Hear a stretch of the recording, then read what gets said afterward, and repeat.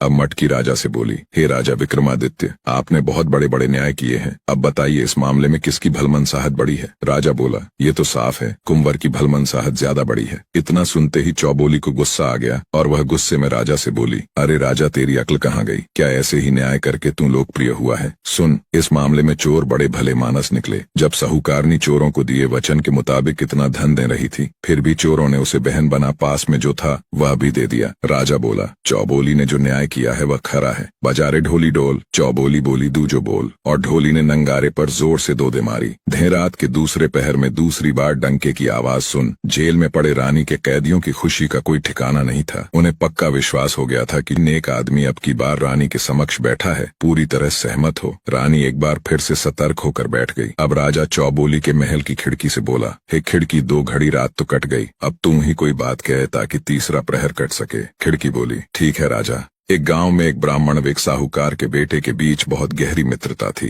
जब वे जवान हुए तो एक दिन ससुराल अपनी पत्नियों को लेने एक साथ रवाना हुए। कुछ दूर रास्ता काटने के बाद आगे दोनों के ससुराल के रास्ते अलग अलग हो गए।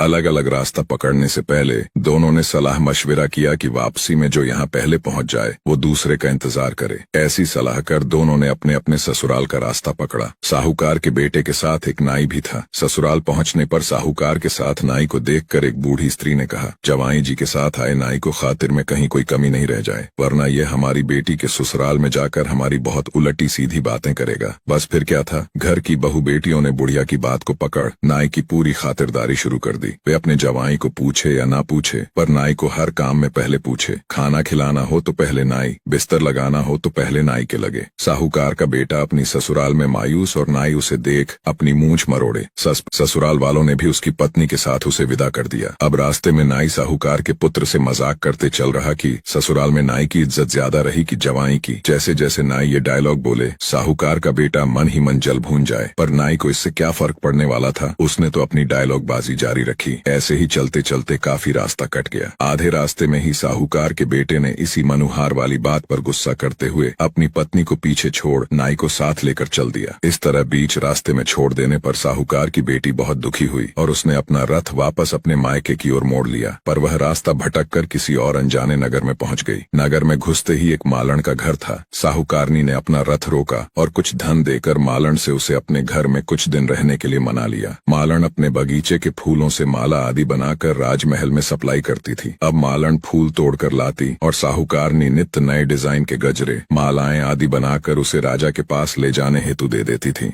एक दिन राजा ने मालन से पूछा कि आजकल फूलों के ये इतने सुंदर डिजाइन कौन बना रहा है? तुझे तो ऐसे बनाने आते ही नहीं। मालन ने राजा को बताया, मेरे घर एक स्त्री आई हुई है, बहुत गुणवंती है, वही ऐसी सुंदर सुंदर कारीगरियां जानती है। राजा ने हुक्म दे दिया कि उसे हमारे महल में हाजिर किया जाए। साहूकारनी ने बहुत मना किया, पर राजा का हुक्म कैसे टाला जा सकता था। सो साहूकारनी को राजा के सामने हाजिर किया गया। राजा तो उस रूपवती को देखकर मोहित हो गया। ऐसी सुंदर नारी तो उसके महल में कोई नहीं थी। सो राजा ने हुक्म दिया कि इसे महल में भेज दिया जाए। साहूकारनी बोली, हे राजन, आप तो गांव के मालिक होने के नाते मेरे पिता समान है, मेरे ऊपर कुदृष्टि मत रखिए। पर राजा कहाँ मानने वाला था। साहूकारनी बोली, आप मुझे सोचने हेतु 6 माह का समय तो दीजिए। राजा ने समय दे दिया, साथ ही उसके रहने के लिए गांव के नगर के बाहर रास्ते पर एक एकांत महल दे दिया। साहूकारनी रोज उस महल के झरोखे से आते जाते लोगों को देखती रहती, कहीं कोई ससुराल या पीहर का कोई जान पहचान वाला मिल जाए तो समाचार भेजा जा सके। उधर रास्ते में ब्राह्मण का बेटा अपने मित्र साहूकार का तय किए हुए स्थान पर इंतजार कर रहा था। जब साहूकार को अकेले आते देखा तो वह सोच में पड़ गया। उसने पास आते ही साहूकार के बेटे से उसकी पत्नी के बारे में पूछा तो साहूकार के बेटे ने पूरी कहानी ब्राह्मण पुत्र को बताई। ब्राह्मण ने साहूकार को खूब खरी खोटी सुनाई कि बावली पूछ नाई की खातिर ज्यादा हो गई तो इसमें उसकी क्या गलती थी। ऐसे कोई पत्नी को छोड़ा जा सकता है। और दोनों उसे लेने वापस चले। साहूकार ने अपनी ससुराल के लोगों से पूछा तो उसे मालूम हुआ कि उसकी पत्नी मायके नहीं पहुंची है। तलाश करते करते वे दोनों भी उसी नगर पहुंचे। साहूकारनी ने महल के झरोखे से दोनों को देख लिया तो बुलाने आदमी भेजा। मिलने पर ब्राह्मण के बेटे ने दोनों में सुलह कराई। साहूकारनी ने कहा, पहले हमें राजा से आज्ञा लेनी होगी। वे दोनों राजा के सामने गए। साहूकारनी ने राजा से कहा कि महाराज, मेरे पति मुझे लेने के लिए आ गए हैं। राजा ने वचन का पालन करते हुए उसे अपने पति के साथ जाने की इजाजत दे दी और साहूकार पुत्र अपनी पत्नी को लेकर घर आ गया। क्या आप कहानी पूरी कर खिड़की ने राजा से पूछा, हे राजा, आपके न्याय की प्रतिष्ठा तो 7 समंदर दूर तक फैली है। अब आप बताएं कि इस मामले में भलमनसाहत किसकी? राजा बोला, इसमें तो साफ है, भलमनसाहत तो साहूकार के बेटे की, जिसने छोड़ी पत्नी को वापस अपना लिया। इतना सुनते ही चौबोली के मन में तो मानो आग लग गई हो। उसने राजा से कहा, अरे अधर्मी राजा, क्या तू ऐसे ही न्याय कर प्रसिद्ध हुआ है? साहूकार के बेटे की इसमें कौन सी भलमनसाहत है? भलमनसाहत तो साहूकार की पत्नी की थी, जिसे निर्दोष होने के बावजूद साहूकार ने छोड़ दिया था और उसे रानी बनने का मौका मिलने के बावजूद वह नहीं मानी। राजा बोला,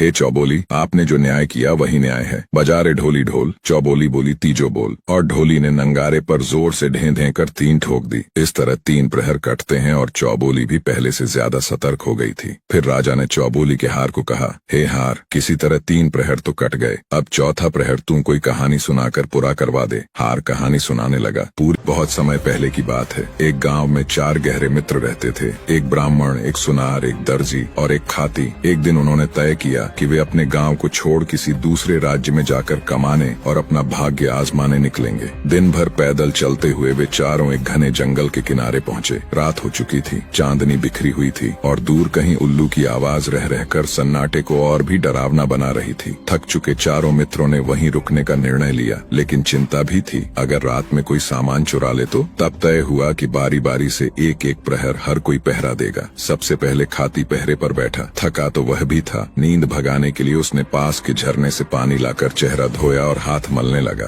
तभी उसकी नजर पड़ी एक लकड़ी के टुकड़े पर। उसने वह लकड़ी उठाई, अपने औजार निकाले और चांदनी के नीचे उसकी छेनी हथौड़ी चलने लगी। धीरे धीरे एक अद्भुत स्त्री पुतली आकार लेने लगी। नयन नक्श इतने सजीव की लगता था अभी बोल पड़ेगी। आखिर में उसने उसके हाथों में लकड़ी की चूड़ियां भी पहना दी। अब पहरे की बारी दर्जी की थी। जैसे ही वह उठा और पहरे पर बैठा, उसकी नजर पड़ी उस पुतली पर। उसने झट से अपना सुई धागा निकाला और सारा ध्यान कपड़ों पर केंद्रित कर दिया। उसने प्रेम से उसके लिए एक सुंदर पोशाक सिली, रेशमी घाघरा, कढ़ाईदार चोली और एक पारदर्शी ओढ़नी। जैसे जैसे वह सिलाई करता, वह पुतली उसे किसी सपनों की रानी जैसी लगने लगी। पहरा खत्म होते होते उसने पोशाक पहना दिया। अब पहले की बारी सुनार की थी। उसने सोनार को जगाकर खुद सो गया। सुनार ने जैसे ही पुतली को देखा, सौंदर्य से भरपूर एक देवी सी प्रतीत हो रही थी। उसने बिना समय गंवाए अपने औजार निकाले। छोटे छोटे सोने के झुमके, मांग टीका, चूड़ियां, कमरबंद, हर गहना जैसे उसकी आत्मा से निकलकर उस पुतली के लिए बनता गया। अब अंतिम प्रहर में ब्राह्मण जागा। उसने चारों ओर नजर डाली और फिर उसकी दृष्टि उस पुतली पर पड़ी। उसे सब कुछ मालूम होने में देर न लगी। उसने मन में सोचा, लगता है सब मेरी परीक्षा ले रहे हैं। उसने मंत्रोच्चार प्रारंभ किया, अग्नि के समक्ष आहुति दी और अपने ज्ञान, विश्वास और आत्मा की गहराइयों से उस पुतली में प्राण डाल दिए।